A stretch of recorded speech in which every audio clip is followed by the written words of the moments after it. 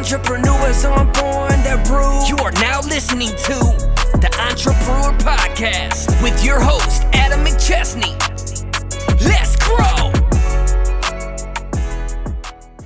Welcome to the Entrepreneur Podcast. I'm your host, Adam McChesney, and I want to thank you for being here today. If you're listening, please be sure to subscribe to the show and leave us a 5-star review on Apple and Spotify. We would love for you to share this on social media by tagging me, and this way we can get this content out to more people, along with tagging our guests. Today, we have yet another great episode lined up for you. My guest and I just met over the last few months online. In the world that we live in, there's so many incredible connections you can make online when surrounding yourself with the right people. And he is currently one of them. He's a member of the Apex community that I've been a part of now for almost 3 years. And we also got connected through some similar connections with CLIPA, which is an organization that does a lot for the Christmas light installation industry. My guest today is JC Chanowsky. He is the owner and CEO at Patriot, Illumination in Cape Fear Pro Wash and lives in Hampstead, North Carolina. JC, welcome to the show. Thank you. I almost wish I had a beer in my hand right now to feel aligned with your view right now, but thank you so much for having me today. Yeah, you're good. And did I say the last name right? I always crushed it. Absolutely crushed it. I've heard it like a million different ways, but that was perfect. Awesome, man. Well, I just love, your energy online, and I am really excited to get to know you a little bit better. And then next week, I'm going to be doing a live with you, which I'm super excited about. But to kind of give you a quick rundown in our audience, we like to take our guests and walk them through the entrepreneur process. So my thought process around everything with entrepreneurs is that entrepreneurs aren't born, they're brewed. And so everybody's got a unique story. And so the first thing that we like to kind of start off with is your history. So if you can give us a little bit of background on who you are, where you come from, and what it is that you do, that'd be a great place to start. Yeah, absolutely. I was born and raised in New York, and my father and my grandfather are both entrepreneurs in the construction carpentry world. And so I got to work around them growing up. And when I was a kid, I remember back in like middle school, I was doing like a hustle of candy, and I got in so much trouble selling candy, but I bring that back to like just remembering the last, 6-7 years ago. Like, I guess that's where my entrepreneur journey really started, was slinging candy in middle school and almost getting kicked out for doing it too. But that really just sparked them, like, wow, I can make money just doing this. This is fun. And then as I grew older, through high school and college, I always had these little side hustles I was doing, whether it was mowing lawns or just yard work, chores for people like that, because I liked making that extra cash. And then college was not for me. It's for some, but it's not for all. It was not for me. I tried it multiple times, and I've been asked to leave multiple times because my grades were just not where they should be. So in 2003, I realized that I was going nowhere fast. I was just hanging out with the wrong crowd, doing the wrong things, dropping out of school consistently. I had 3 jobs. I would literally work from 4 o'clock in the morning till 2 o'clock at night sometimes, baking bagels in the morning, doing construction, and then working at a bar. Not really conducive lifestyle.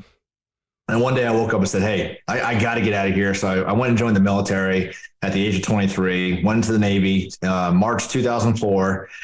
And, it was different. It had structure. I had people yelling at me. I had clear direction on what I need to be doing. And I was able to step out of my shell. I was very introverted growing up. I'm still pretty introverted now, but I was able to take on more of a leadership role at a younger age through great leaders in the military that have impacted me even to today on the way I lead my team.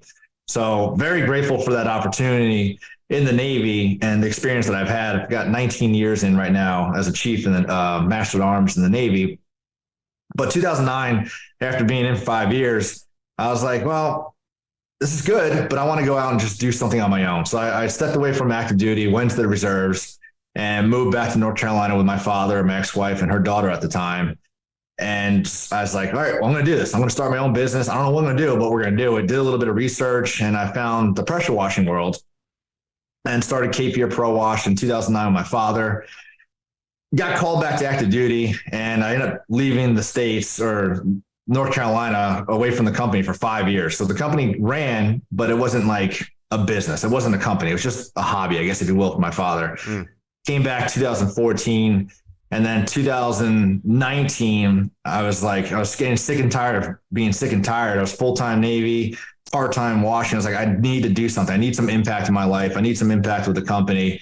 I talked to Pat Clark, who has a very similar story to me, very, very impactful man in the home service industry. And he said, you need Conquer. You need this coaching group, and it's going to give you the guidance that you need to be successful. So I joined Conquer, and that's where everything changed. Like, just having that accountability and that coaching group in my life just impacted the whole trajectory of our company. So we went from Dad and I in 2018 to a peak of 22 employees over the last couple of years at the height of our Christmas light season. And we did $1.8 million last year.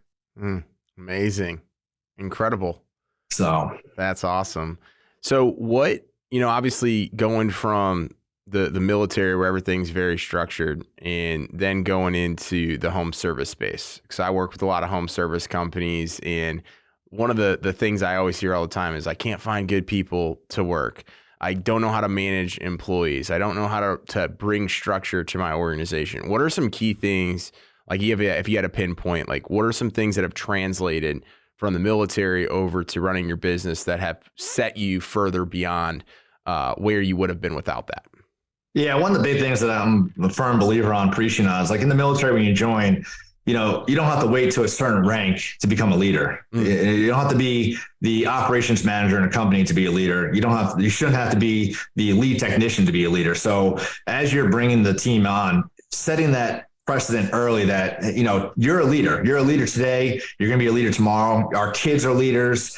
Everybody can be a leader. So I need to put that in their mindset that don't wait for a certain month to be working here or a certain period of, the next level of the job description to become that leader. So once you start them and having them believing that they can be a leader today, that's going to impact tomorrow, because they're not going to wait for you to make a decision when they're on a job if they can lead themselves to do it. So I found that to be really helpful to kind of ignite them, give them more of a purpose, and empower them to be better teammates and better humans themselves inside and outside the company.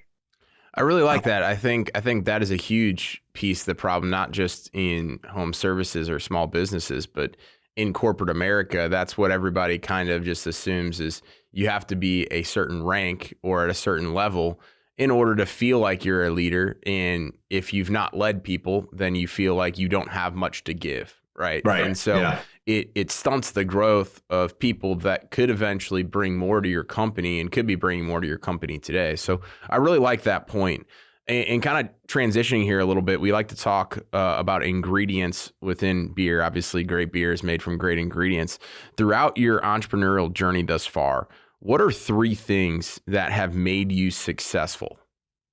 Yeah. So first thing would have to be joining that coaching group, Conquer, because the whole time I'm sitting there trying to do everything myself, repeat that cycle, reinvent the wheel every single time, because I thought I knew exactly what I needed to do to be successful. So I'd come up with this great idea, like all entrepreneurs, and we'd fail, and we'd spend a lot of money, make mistakes, and have to start all over again.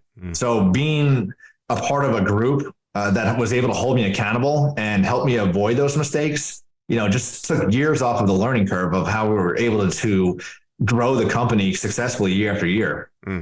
And just by having, somebody to reach out to, somebody to talk to, and just somebody to guide us on the things that we need to be looking at every single day, week, month, quarter, whatever it is throughout the year, just was able to impact us so much. And like I said, we went from just my father and I to quickly growing to up to 22 employees. I think it was 2 years later, we had 22 employees at that point. And so getting a coaching group or a mentor or somebody to just be there to help hold you accountable is a huge impact on my success. My team, I cannot be where I am today without my team. And, I love them. I just, they're part of my family inside of work and outside of work. I'm so grateful for everything they do. So building your team and empowering them to be the leaders, trusting in your team so that they can trust in you and make the decisions without you, because if they're relying on you every single day for the answers, you fail them. And if, every time they go to you with a question or an idea, you shut it down, or you're giving them the answer every single time without them thinking about what the answer could be or should be, then you're failing them, because you're not allowing them to think. You're not allowing them to grow. You're not empowering them to be better leaders for your company. So trusting in my team to make those decisions. And when they failed or did something wrong, it wasn't I wasn't going off on them, yelling at them, just telling what a horrible person they are. It's like, all right, cool. As long as nobody got hurt and the company didn't explode, I'm fine with it. We can learn from it. If we lost a little bit of money, that's fine. It's a training evolution for us to avoid making that mistake in the future. And then they feel more confident themselves that all right, it's okay to fail. I'm not going to try and fail, but if I did, it's not going to be the end of the world. And JC's not going to just go fire me tomorrow because I didn't send an email off by 4 p.m. or something like that. Yeah. So the way you communicate with your team through those failures and turn them in from a failure to a learning lesson or training evolution is really crucial as well. And then part of the one thing that I'm really working on right now is your network. Your network is your net worth. And just being able to get out there outside of your industry, outside of your local community, and just build a network of wealth, of knowledge, like Apex is just absolutely incredible. I to this day, it was March of last year when David Carroll posted a picture of Ryan and Amy in front of a jet on a runway. I was like, who is this guy? Yeah. And I was like, first they looked freaking incredibly happy. I'm like, I wish I had that in my marriage 3 years prior, but that was a different story. A little too late for that because it was a message on marriage. But then I went down the rabbit hole and I was just stuck. I was stuck in the small home service realm of this is, you hit $1 million, you're successful, and it's all you got to do. And then I found Apex, and I'm like, wait, no, $1 million is nothing. You can do so much better, and you can help a lot more people. So I was able to network and just grow my network with different industries, different coaching groups, and just people I probably would never talk to 5 years ago that I'm actually reaching out to and doing these podcasts and my Facebook Lives to help grow that. It has been just tremendous over the last year. Yeah, I couldn't agree with you more. And I think all three of those ingredients kind of go hand in hand together, right? They make the perfect IPA. They do. They do. They do. I think one thing that I see people struggle with the most is that they're not willing to go join a mastermind, or they're not ever interested in hiring a coach because they think that they know it all, and then they don't have a conducive environment for their team to be able to actually run the company without them physically being there. And then that kind of goes hand in hand. If you want to grow your network and if you want to grow your skill set as an entrepreneur above and beyond where it's at today, or above and beyond your industry, you have to have your team running your business. You can't do everything. And when you jump outside of that comfort zone and you get connected with people from all walks of life, all different industries, your mind just expands. And I think that's been the biggest thing for me is I came from corporate America and medical device sales. I thought if I could make, $100K a year, that would be amazing. And then I made $200K a year. And that's kind of where I stopped at before I went into entrepreneurship. And then I get into entrepreneurship and I'm like, man, these people are just absolutely crushing it. But I was thinking bigger than I ever thought I could actually accomplish. And then you go and you meet other people and you're like, wow, you're still playing so small. Yeah.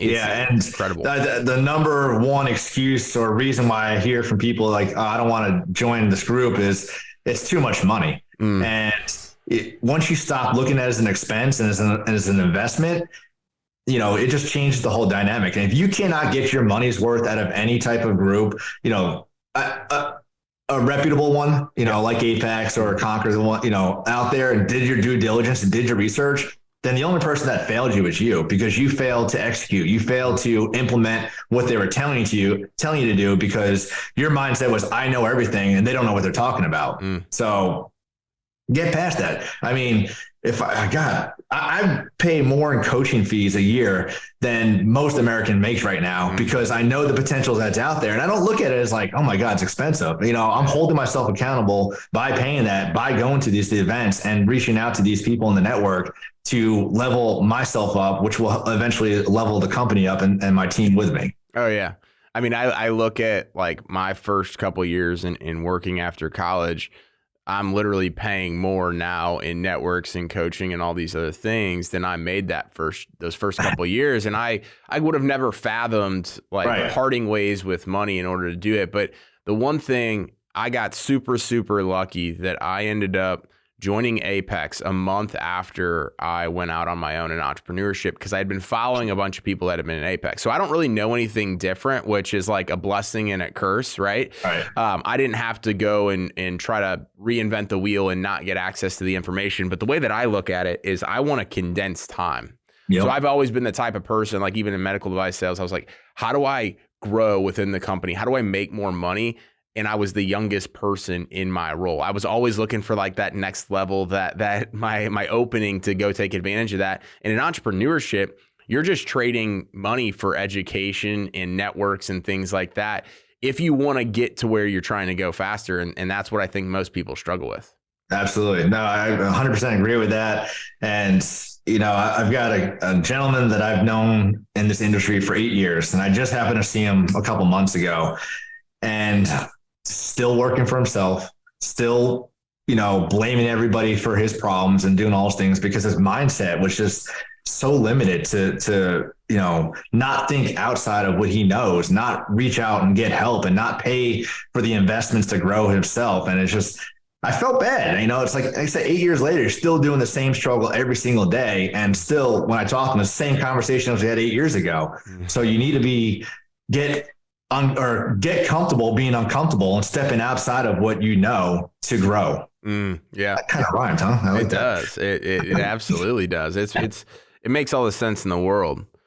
So going over our brewing process, just like as a whole. So we talk obviously about your entrepreneurial journey from the time you started to kind of where you're at right now. Talk to us about some of the ups and downs, the wins, the highs of the highs and the lowest of the lows.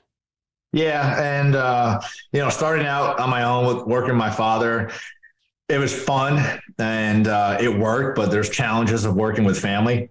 So, you know, we've had our days where we were just best friends. And then, you know, in my head, I just had a bad day and didn't want to be around him and let him know it. But luckily he's still there by my side. So I'm grateful for that. And, you know, in the beginning, when we did the hiring without the coaching group and all that stuff, we didn't know what we didn't know. So we would just make a lot of mistakes, didn't have systems in place, didn't have backups for the backups for we needed in case a machine broke down, you know, or if the guy quit tomorrow, like, what are we going to do? We didn't have that. We weren't thinking ahead. We were just thinking today, now, and focusing on today. And that was it. And really, we need to be planning for tomorrow and the future. So now when we're hiring for next month, next quarter, not for what's coming today. Yep. So just having that mindset for the future, to plan for the future. And that's why we do the budgets and all that stuff, just so we can set those expectations early. And then lately too, another big thing that I've really dived into or just started seeing a lot of impact from it was always me going to all these conventions, these shows, the trainings, and I'd go to the trainings and I'd have all this knowledge in my head. And then I had to go back all excited because I had 3 days of all this massive impact and how we're going to change the company and, you know, explosive growth tomorrow. And it's like, all right, guys, blah, blah, blah, blah, blah. And they're like, well, what are we going to do with this? Like, I don't even know what to do. So now I start sending the teams out to the trainings. This way I'm empowering them to become better leaders. And then while they're out there learning these things, you know, for the last 3 that we went out there, admin, sales, and ops, they're all like sending me messages like, hey, like, we're doing this. Like, this is cool. So they feel good about their job already. And then like, well, we're doing this, but we could do this better. So that now they know where they can tweak it because they're working with other individuals in their field. Like, you know, the admin rockstar boot camp I sent my office manager to down in Florida, it was just all admin people. It was her people. So she was comfortable being able to express herself and learn. So investing in your team to get them out there, to give them the training and knowledge so they can come back with the bright ideas, because their mindset's going to be different from the owners. They're going to have different thoughts or processes. They're the ones actually in the field doing it, answering the phone calls on the computers. I stepped away from all that. So it's kind of lost to me, and it made sense to get them more involved. I really like that for a variety of different reasons. Because I think that, you know, I've been going to events now for 3 years and I have the same problem. And a lot of entrepreneurs have the same problem. Is you go to these events, you're all jazzed up. You have 17,000 different ideas that come in, and you come back and you're just showing up and throwing up. So I think a couple things, you know, is obviously just taking 1 or 2 things from those events and putting a plan in place in order to implement it. And then over time, add more. But the second thing that you mentioned is obviously bringing your team and then also sending them to things and events that are more catered towards to them. And that's where I got a little bit lost about this time last year. Is when I first got started, I was operating like a 7-figure business owner when I was doing no revenue, because I knew where I wanted to go and I had the mindset of this is where I want to go. Along the way, though, as we started to reach 7 figures and go to multiple 7 figures, I wasn't bringing my team with me. And when they get left behind, it doesn't matter how good they are. If they don't continuously get resold on the vision and be invested in, then you're going to have to carry them behind. And so it's really powerful when they can get in the room too. So that way you don't seem as crazy, right? You go show back up after the event, like, hey, we're going to implement all these things. I heard all these amazing things. And they're like deer in the headlights. Like, what are you talking about? Yep. No, absolutely. And it's just, again, empowers them. They feel good about themselves. They feel they have buy-in with the company now. If they're coming back with these ideas and saying, hey, we need to implement this, or we should try this, and you're like receptive to it and say, yes, let's do it. Instead of like, no, we're going to do it this way. This is the only way. It's really important to them that they have that opportunity to be able to do that. Yeah. Open to feedback, open line of communication, and then taking action on what makes sense. So the next thing that we talk about here is around fermentation and conditioning. So with the entrepreneur process, that is giving us the biggest lesson that you've learned, that if you're talking to an entrepreneur, it doesn't matter if they're just getting started or if they've been in business for years, this one lesson that would save them years worth of mistakes. It had to be the coaching or finding a great mentor in your industry. I just, again, it's the investment outweighed the cost, and it was able to shorten the curve. I mean, we did it for, 9-10 years of just the vicious mistakes over and over and over. And then it was just me and my father. So we were the ones answering the calls, going to jobs, doing the estimates, sending the invoices. Like, that's all we knew. Now, by getting out there and spending the money, investing the money for somebody to show me a different way, a better way, a more efficient way, so we can get off of the truck and start working on the company instead of in the company. It just made so much more impact for the company, for our community, because we're able to hire now. I mean, having 22 people working for our team is incredible, because it's 22 individuals working with you, but you got their family members and all that you're supporting too. So by doing that, the impact you have it just speeds up the process. It just grows you as a leader too, because now you can see different ways and have different resources to become more effective. And then understanding that you're going to change. Like the leader I am today is not the same leader I was 5 years ago. And it's good to recognize that, like seeing the path the change over the years, because you want to constantly evolve to be better. So I absolutely invest into a mentor, a coach, or a coaching group or something like that. Yeah, no, I think the biggest key is having an extra set of eyes on what it is that you're doing that can bring a different perspective, a different way, and also that mindset aspect of being able to hold you accountable.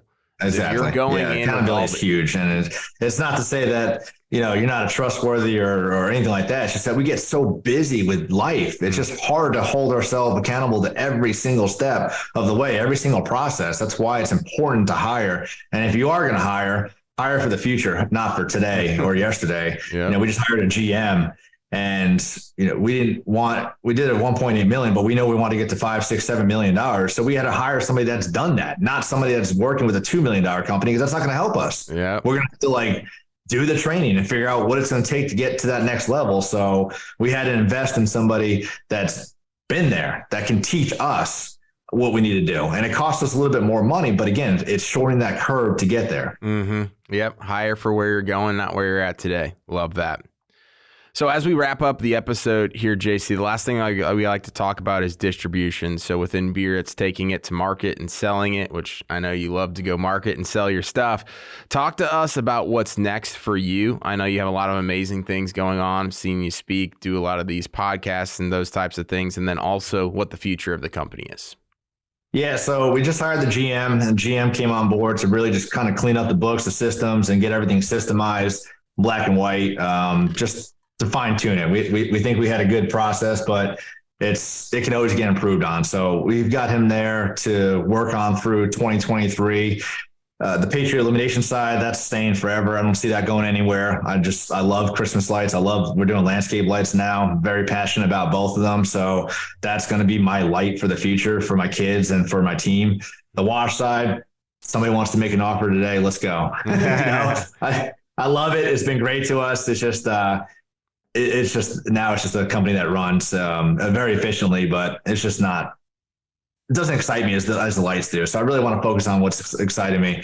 Outside of that, really just trying to figure out where I can serve other people. We're starting a Christmas light mastermind group called Beyond the Bulbs, where we're going to be able to hold the people accountable in a collective group to keep everybody on track throughout the year. The thing about the Christmas light industry is it's very seasonal. And once January hits and we get all the lights down, everybody shuts down until July, August, September, and we just missed on 7 months of opportunity. So Beyond the Bulbs will be an accountability group to hold everybody, just keep everybody on track throughout the year so that we're not missing the mark for commercial clients, for reoccurring clients and things like that. So we're really excited for that to launch May 1st. And a couple other things working on right now. Just actually, I'll probably have better vision or better answers for those at the end of next week, because I'm taking a very important trip to really just dive into where that's going. Awesome, man. Well, love to, obviously see your growth, loving seeing everything that you got going on. Really excited to stay connected and see you take things to the next level. Really appreciate you taking some time here today, JC. Where can people get connected with you online, whether it's socials, websites, all that stuff? We'll put it in the show notes. Yeah, absolutely. Facebook, Instagram, I got a YouTube, LinkedIn, another great one, but it's usually going to be just JC_Chanowsky. And feel free to reach out to me. I love helping. There's no such thing as a stupid question unless the question is not asked. So I don't care where you're at in your business or where you're trying to go. I'd love the opportunity to be able to help you and provide you with some valuable insight on how to be more successful, because my only goal right now is every day to be able to inspire, motivate one individual. And if that's through a podcast, or that's through my live, or just being out with a smile, my Christmas jacket on, I'm here for the community. I'm here for my family. I'm here for you. I appreciate that, man. Looking forward to seeing everything that you have going on. Thanks again for coming on the episode. I'm looking forward to see you next week. Looking forward to it. And I want to thank you again to the audience for tuning in to today's podcast. Please be sure to subscribe, download, and share our content. Leaving a 5-star review goes a long way. We'll see y'all next week. And remember, entrepreneurs aren't born, they are brewed. I'm an entrepreneur. Entrepreneurs aren't born, they're brewed. Thank you for listening to Entrepreneur Podcast with your host, Adam McChesney.